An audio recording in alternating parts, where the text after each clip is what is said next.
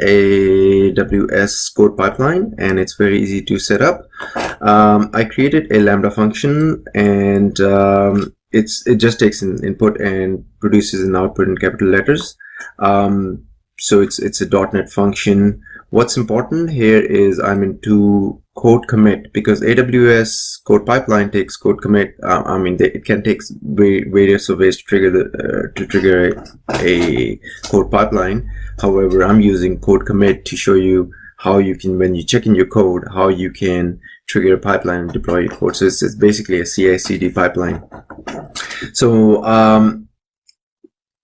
code pipeline uses code build, which needs to know how you're going to build your Lambda function if it's .NET. So in build spec file is the one that we use, and I'll show you in a second.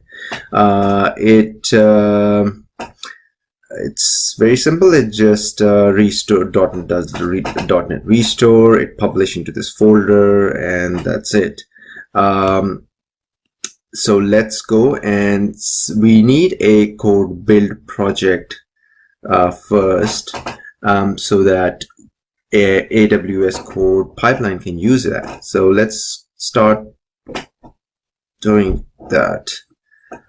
Okay, so I'm creating a create build. So I am creating a code build project. We can name it anything. Multi-region. So we need to mention the provider is code commit. Our repository is multi-region.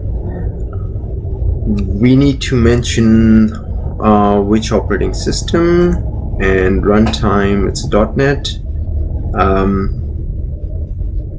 And that's pretty much it. Yes, so it needs to know which role it's going to be using to execute this, and I already have an existing role that I'll be using it. Build spec file, the one I was referring before, it uses by default this, so we should be fine. Artifacts, we are not going to use that. If you're just using this code build project to deploy your artifacts in an S3 bucket, then you can use that, but we are not using it. We just wanted to build our project. So create this project, and it's done. Let's go to code pipeline, and let's start beginning with click pipeline, create pipeline, and just name it multi-region. Use an existing role because I already have one. And default location is when first time you create a code pipeline in your region, it creates a default location, and I believe it remains same for all the pipelines that you use, but you can actually use custom location if you would like. I'm using just the default location. It needs to know the source, how it needs to get triggered. You can use different sources, but code commit is the one, so that when we check in our code, this pipeline gets triggered. Repository and the branch is the master, and we choose CloudWatch events. We have another option where code pipeline actually keeps polling code commit to see for changes. I think for obvious reasons, CloudWatch events are recommended. Let's go to the next one, and it needs to know a build. So we already created this AWS code build project, and that's a multi-region. That's the name of the project. Next, now the deployment part. That's kind of interesting. So now at this point, this is the third stage or the fourth stage where it's getting deployed. Actually, the AWS Lambda function is going to get deployed. Use CloudFormation and the action, so it can create or update. So every time it runs, it can update, but on the first go, it actually creates the stack. So name of the, so you can just put the name, and it'll create that CloudFormation stack with that name. Templates, it's kind of important because I'll show you just in just a second. Build artifacts is a variable which basically holds the location where your project has been built and deployed, like the artifacts directory. And then you say, okay, go to that and then get to this file. The file is important. I'll show you in a second what the file does. If I go back to this code commit and I show you the file,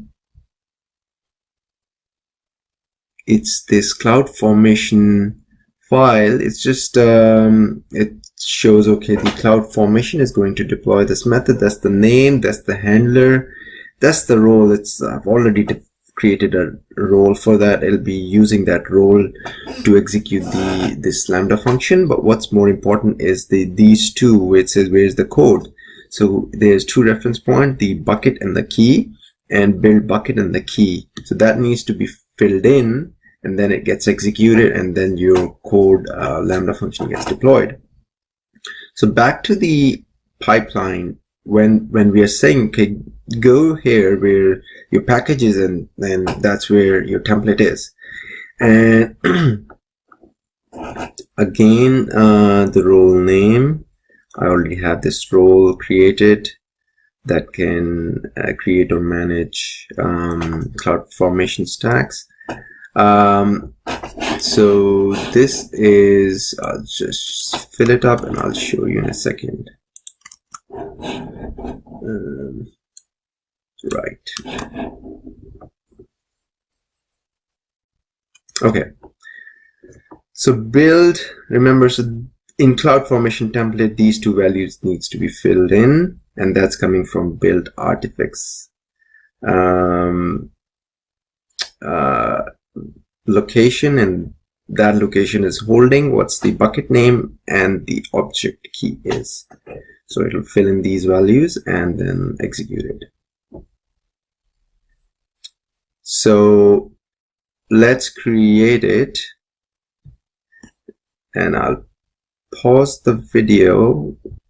Okay guys, I resume the video now. I paused it because first time when we create the code pipeline, it actually executes it, and I did not want to waste that time, because I want to show you when I check in the code, I want to show you execution of this code pipeline. So you can see it's all just deployed now. However, if I go back, I want to show you the execution. If I go to code commit, and so okay, so by this time we should have Lambda before I do code commit, because the first execution should have deployed it. So if I refresh our Lambda functions, and let's see if we've got any Lambda. Okay. Yes. Okay. So 2 minutes ago, it created this Lambda function. I go to this Lambda function and let me test this out. What does it do? So if I configure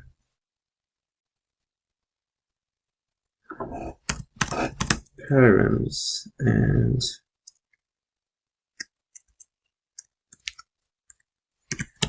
hello,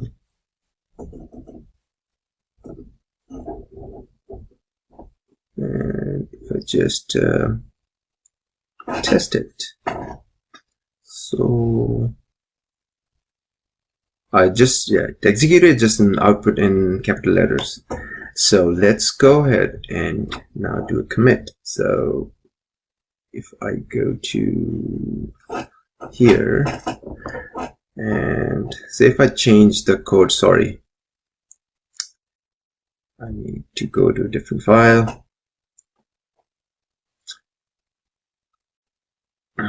If I go to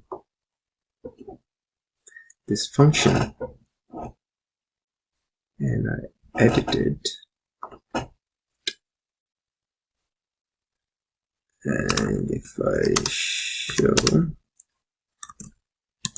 code pipeline working and commit it, So once I commit this one, we should see the pipeline getting triggered very quickly now. Okay, let's wait for it.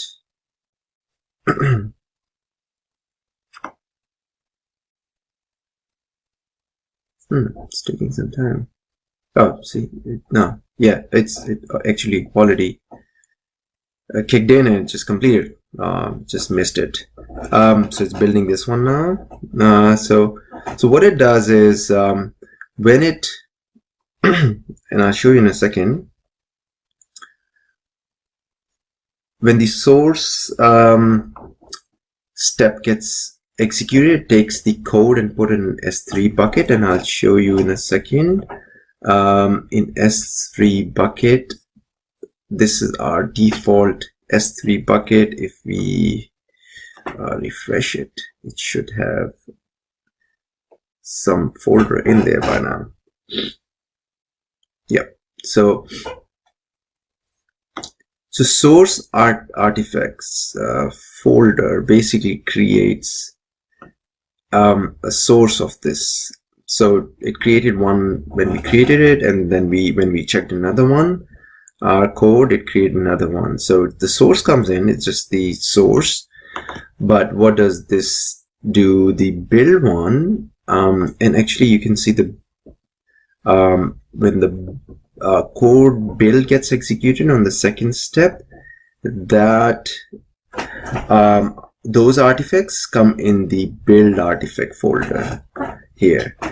And while it was getting executed, it's completed now, but I can just show you. You can actually click on these details and it'll show you how it's all getting executed. So while it's building, you can actually have a look at it as well. Okay, so now going back to the same method in Lambda, just to see, it says 1 minute ago, so it's a new function should be here. We just execute it and see whether the output has that string that we added. So if I just test it again, it says hello, code pipeline working. So it's all working here. I hope this video has helped you, and if any questions, let me know and I'll get back to it. And as I mentioned, shortly I'll be creating another video with code pipeline to show how you can deploy a code into multi-regions. There's an out-of-the-box option, but there's a custom option which is more flexible, and that's the reason I thought there needs to be a separate video for that. All right, guys, you have a nice day. Bye.